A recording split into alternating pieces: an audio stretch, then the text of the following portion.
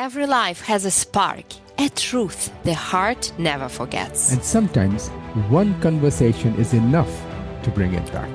No ego, no noise, just real insights that inspire and brighten the path ahead. Because living with love isn't an idea, it's a choice that we make every day. Welcome everyone to Swiss Impact with Banerjees. Today, we are exploring a question that at first glance sounds almost absurd. Can something as ordinary as a towel change the future? Most of us use one every single day without giving it a second thought. But behind that everyday object lies an industry consuming enormous amount of water, energy, and raw materials. Our guest today decided that perhaps the problem wasn't the towel, but the way we have been thinking about it. So I welcome Jim Tichatschek, the founder and CEO of Kushel, one of Europe's pioneers in circular home textiles and one of the first companies to transform used towels back into premium new products. And what I found very interesting is that Kushel is not just producing recycled towel. Any company can do it nowadays, even the big ones. But it's creating a closed loop consumer behavior, an economic model, which others can also ultimately follow. So with this, Jim, welcome to Swiss Impact. Welcome, Jim. Great to have you with us today. Hi. Thank you very much for being on the show. Jim, every company begins with a moment. Sometimes it's frustration.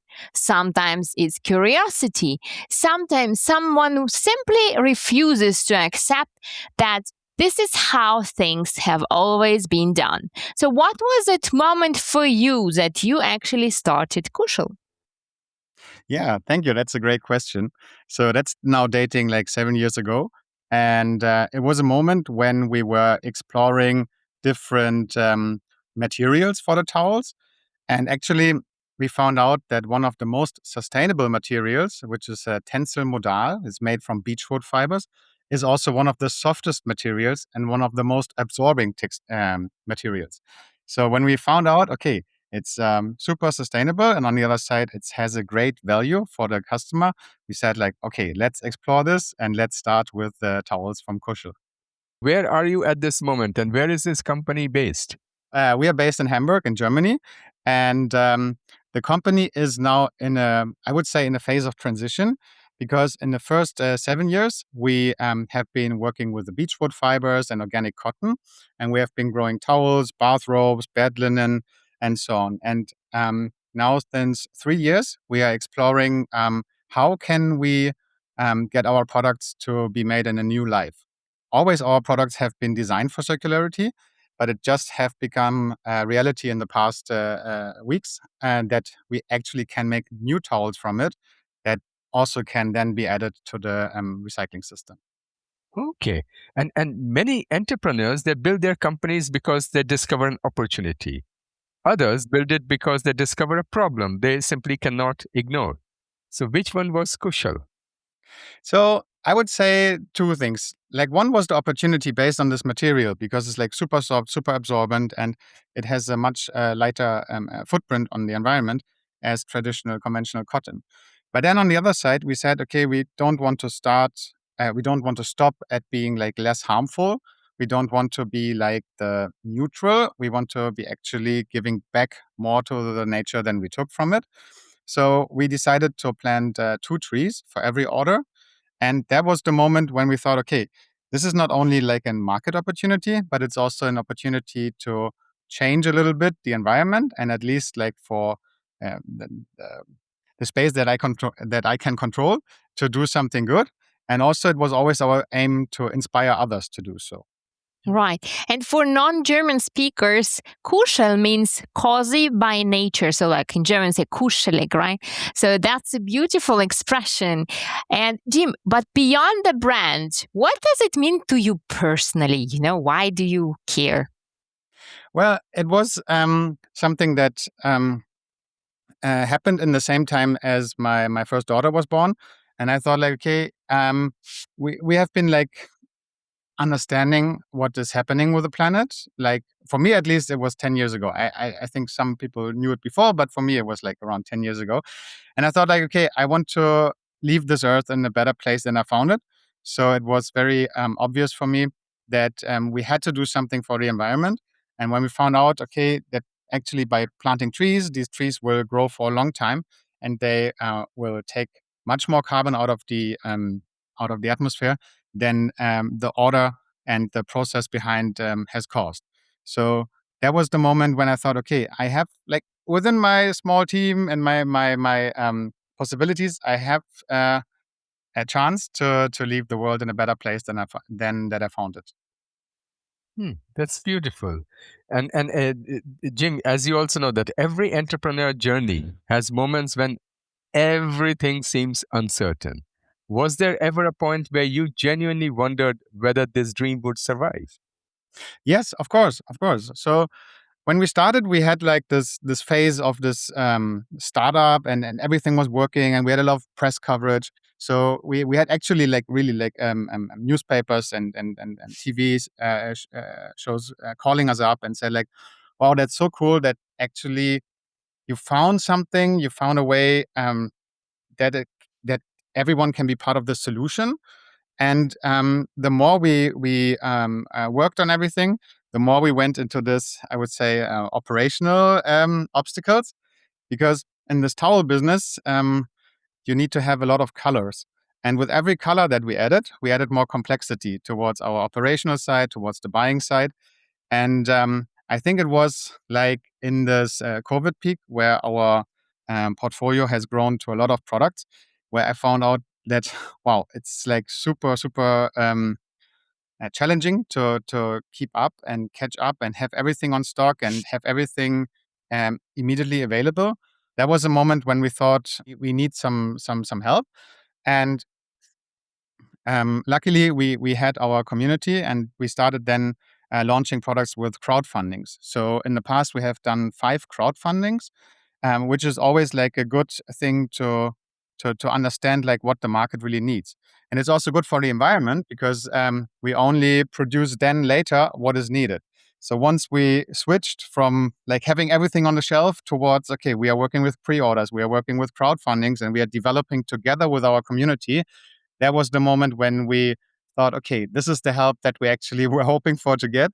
And we are doing this with typeform questionnaires, and the community is very active. So we get over 1,000 answers. And now, I think in the past 3 years, no major decision was made without asking the community first. If it's like going into a new segment, if it's going into like a new colorway, or even if it's going towards materials, we always ask our community what you think about it. So this was something that helped me a lot to make the right decisions. Wow, it's fascinating, Jim, because from the outside, many people often only see the finished product, not the process. So they don't see years of uncertainty and work behind it. Now, let's talk about the towels, which is probably not something most people expected to hear on TV today. Why should also ordinary people care? So, why your community was built? What do you see? Like, why do they care? Well, a towel is first of all something that you use every day. So it is also directly on your skin. So it's different than a backpack or different than a jacket or so. It's something very personal. And towels, most of the younger people, they kind of inherit the towels from their parents or even from their grandparents, and they actually don't care. And then suddenly there is a point so where they think, okay, I need to like step up my towel game, and I need to like understand what is there on the market. And if you then go to like a large retailer, most of the products you get there are calculated on price. So they are made in Asia, and it's often not even organic cotton, and often not even something like modal or tensile in it. So what we are doing is like we are educating our people a lot about like how great this is. And then also after 7 years, we have a lot of good reviews. So I think sometimes like our most successful ads is just like a picture and a review from a customer where they say like, oh, this is something different. It feels different, and I have more energy when I start the day. So this is like what is about. Like we want to give our customers a really good product experience every day. So when people hear the term circular economy, because we have been doing this since a long time, it often sounds like one of these fashionable buzzwords. So can you explain in simple language what is actually happens when someone sends an old towel back to Kushal? Where does it go? What happens next? And how does it become something entirely new? Yeah, thank you for the question. So, the towel is a very good product to be recycled because most of the old towels we get from our community. Because first of all, we take everything back that we send out in this world, which is something which I think every brand should do, no matter like how advanced their circularity is. But taking responsibility for every product that you take give out is something which I think everyone should do from the brand side. In our case, we also ask our customers to send us their old towels because most of the towels they are in one colorway and they are mostly cotton. So it's a very good product to be recycled. And then once we recycle um, the fibers will be mixed together with virgin cotton. So it gets like enough strength to make a towel from it. A towel itself is like there's a construction and then there are loops in this construction. So what we are using is we are using the recycled towels in the construction, which is in the middle of the towel, and the loops are virgin cotton. So this way you have like a really, really good feel from the towel. And we are using like the recycled yarn to get it more to make the product more stable. Okay, less words to show you the towel, kushel, which is really kushlik actually. You know, when you see it, you would never say that it's made of old towels. Like it's very nice quality, and I think it's really nice color. So no idea how you do that, but it's really amazing. Yeah. So actually, this color was a request from the community because we call this berry red. And when we had our team meetings, we had different colorways. We had like different shades of green, different shades of brown, and colorways. And for example, this colorway, the green one, this is like the top selling color, and it's something which when you ask like ChatGPT or you go to Statista and ask like what's the most sold colorway, it always says like white. And for us, this is completely not true. So a dark green, or for in your case, like a very rich dark red, is what our community wants. And I'm so happy that we have these answers because they give us better decisions for creating our stock. Jim, what amazed me also in your case is sustainability. It doesn't seem to mean compromising on quality. You know, many consumers still believe environmentally friendly products are somehow less good. But now we could see that it's amazing. So, how did you overcome that perception? That's a challenge. If you operate in Germany or you have customers in Switzerland, you have no room for compromising in quality if you want to sustain. And also, if you operate on the internet with the reviews, everything will be folded out for everyone. So for us, having like a really high quality product is always the baseline, and then. As I said before, like we can control the quality because what you feel is actually the loops in the towel, and what you don't feel is like the under construction. So we can use the lower grade recycled fibers for the under construction. And in the loops, we are using virgin fibers, or in this case, even fibers with modal. Okay. But history has shown that every time you have this major industrial transformation, people considered it impossible.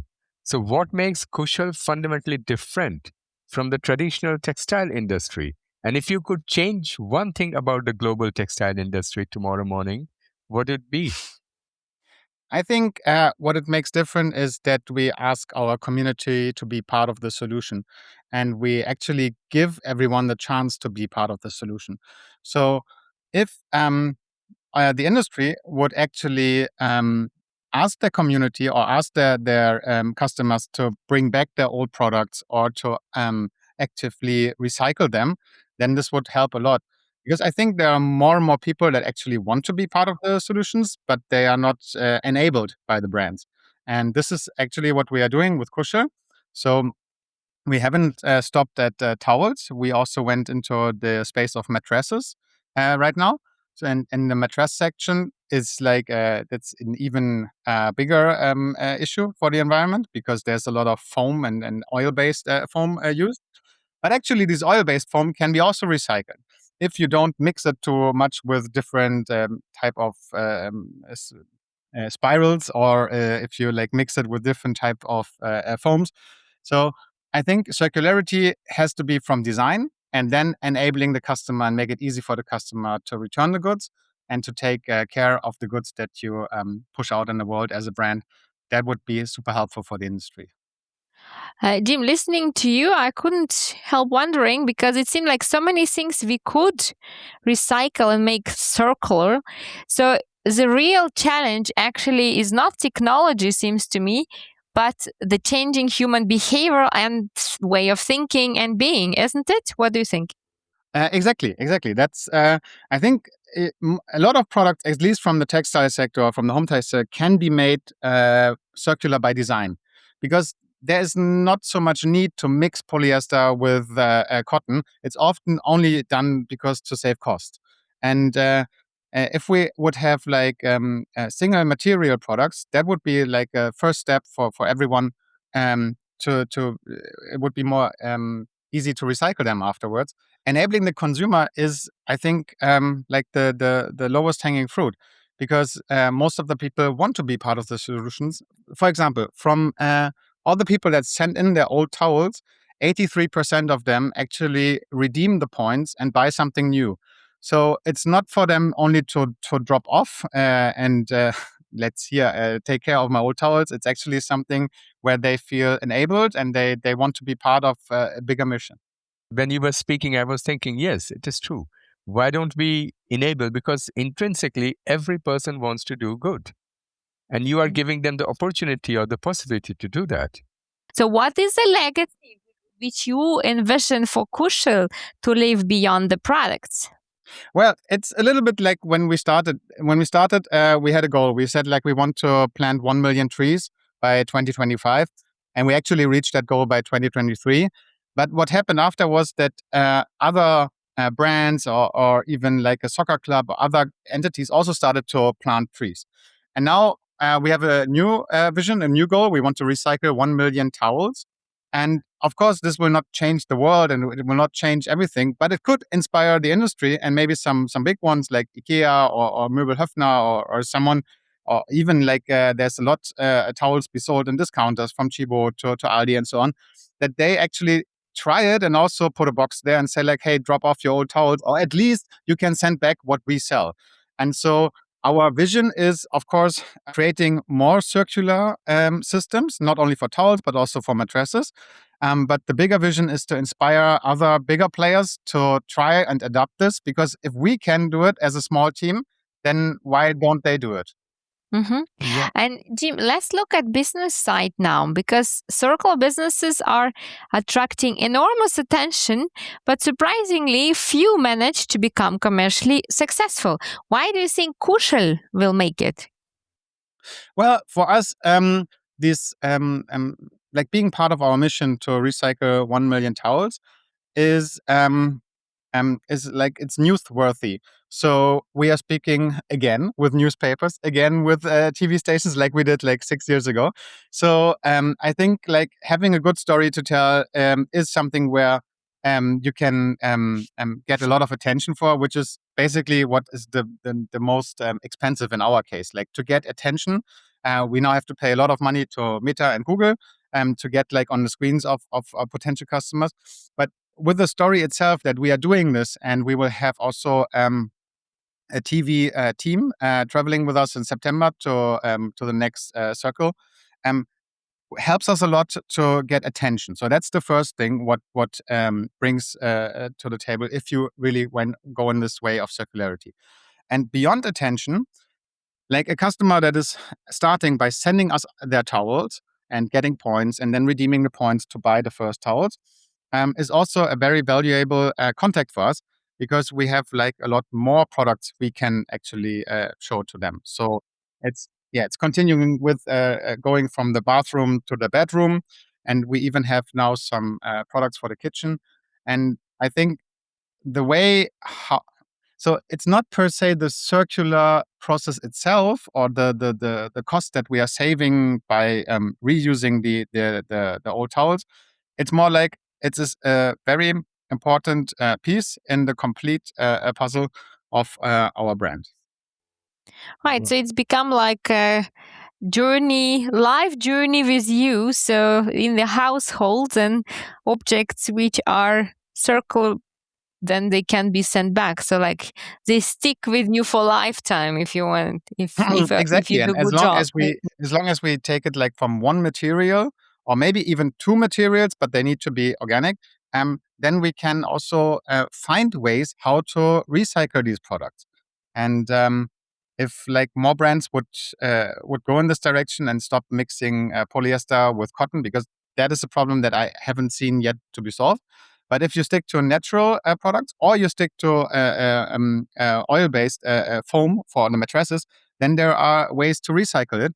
And this is like a really cool part of the customer journey, that okay, you buy this, but you can send it back and they take care, and you can be part of the solution. Okay. And what I noticed from my personal experience is that people or investors often love to hear about sustainability till they have to actually invest in it. So, what do you think investors still misunderstand about businesses like Kushal?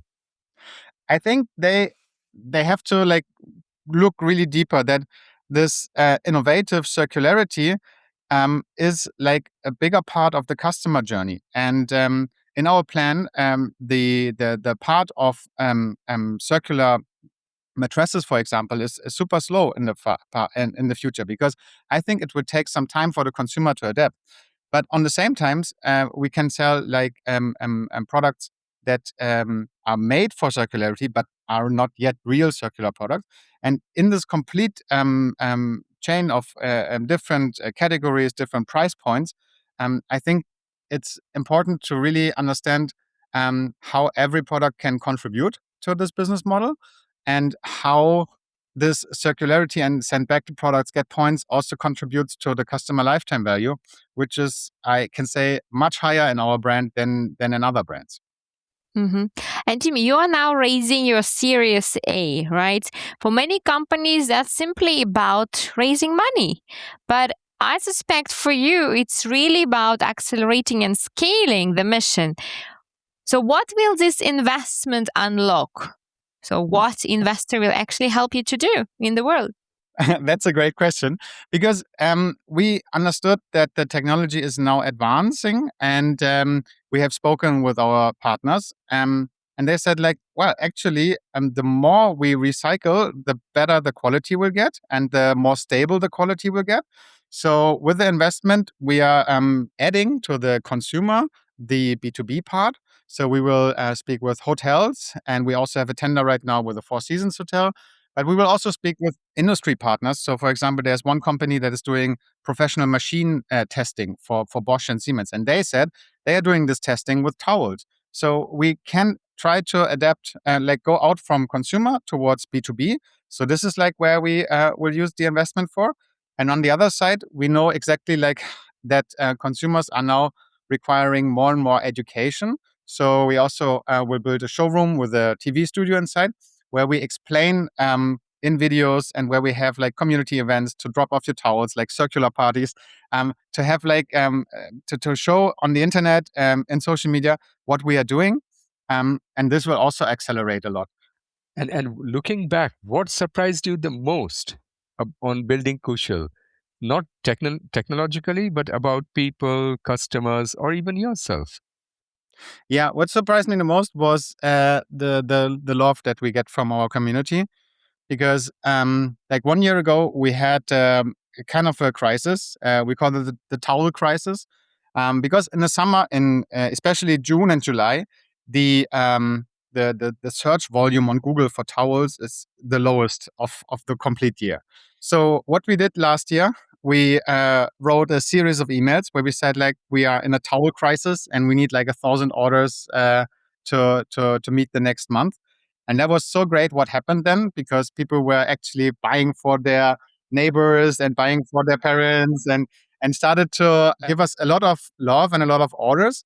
And from that on, we encouraged the community to give us more feedback. And we started these questionnaires and went from one questionnaire per year to, I think, 2 questionnaires per quarter. So we're doing like 8 questionnaires. And this is what I totally underestimated in the first 5 years, that there are a lot of people on our mailing list and in our community from Instagram that want to participate and wants to contribute with their opinion.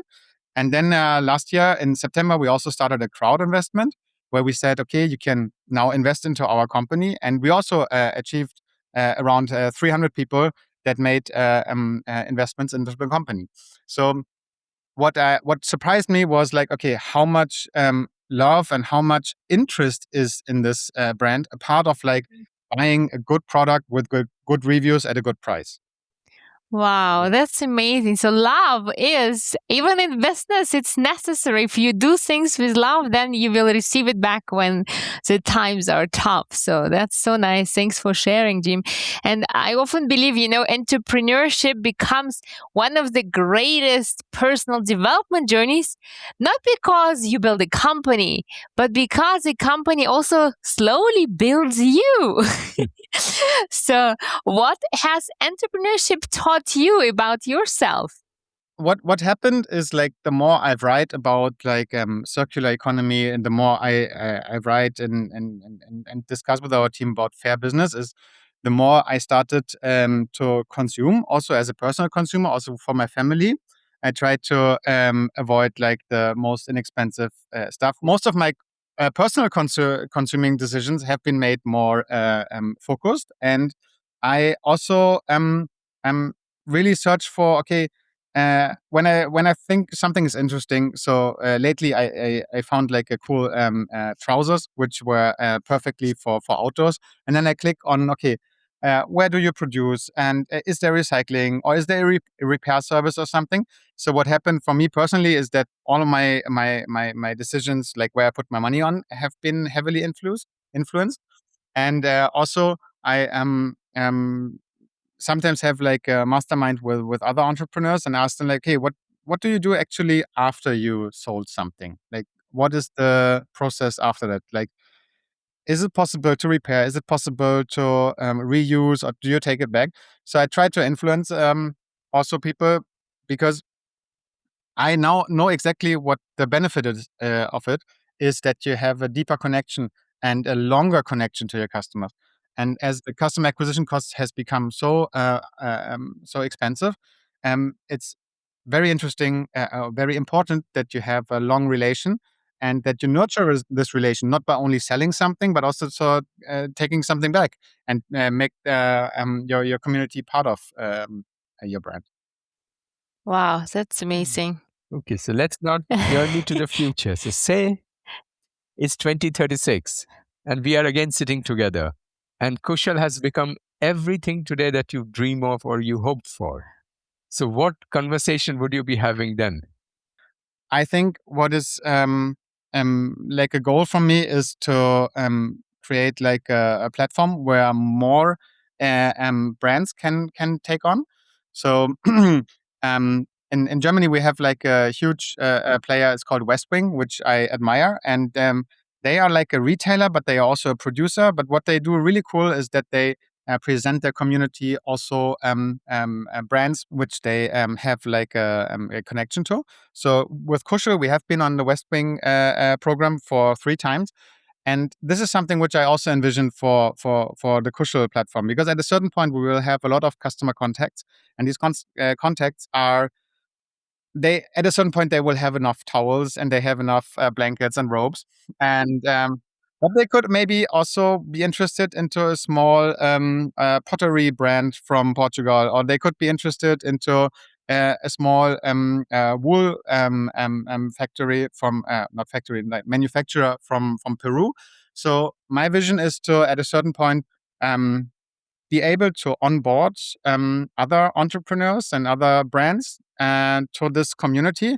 And also then I will have this TV show and this studio where we can present it. And because I think there are so many really good ideas, especially in the countries where they produce, because they know much better what is energy efficient and what is like good for the environment. So the idea would be to travel the world or even invite people and present their products and their craft to our community, because our community is growing by a few thousand people every month, and this will just grow bigger. It will not get smaller at a certain point. Yeah. Jim, so success is often measured in revenues or market shares or company valuation, right? But when you look one day, how will you personally define success? So, what is success for you? I think one of the numbers KPIs I will always look at is how many trees have been planted with this community. Um, Another KPI I will always look at is the buying volume, because we are buying only like the highest fair and social and environmentally made products. So if I can say, like for right now, this KPI is over 5 million. So I already bought for 5 million. I supported people that actually went the extra mile with all these certifications. So this is something where I will always look at how many trees, how much products we have bought from manufacturers that have the certifications that are going the extra mile. And then I think I don't know, maybe it's too early, but how many different other brands we have influenced, and how did what we are doing inspire other to also try something in circularity or try to do something better for the planet. I love that. Giving others, that's what we have all to do, right? Inspiring others to be happier, more loving, more caring for the planet or for whatever it is. That's amazing. And every guest who joins us leaves behind something. Not a business lesson, not an investment page, but an idea, a thought, something that people continue thinking even after the program is finished.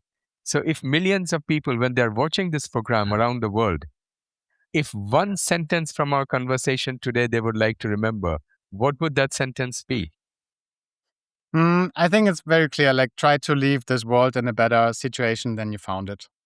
Amazing. So, Jim, thank you for joining us today, not only for sharing the story of Kushel, but also, of course, for reminding all of us that innovation doesn't always begin with extraordinary inventions. Sometimes it begins by looking differently at the most ordinary things. Perhaps changing the world doesn't always start with grand ideas, but sometimes it starts with a towel. So thank you for joining us today. Go Kushel! Thank you for having me on the show. Thank you. Thank you. Thank you for sharing this space with us today. Remember, real impact begins the moment you stop running from who you are. Let today's story remind you that every soul carries light, even through darkness. Until next time, stay open, stay human, and lead with love.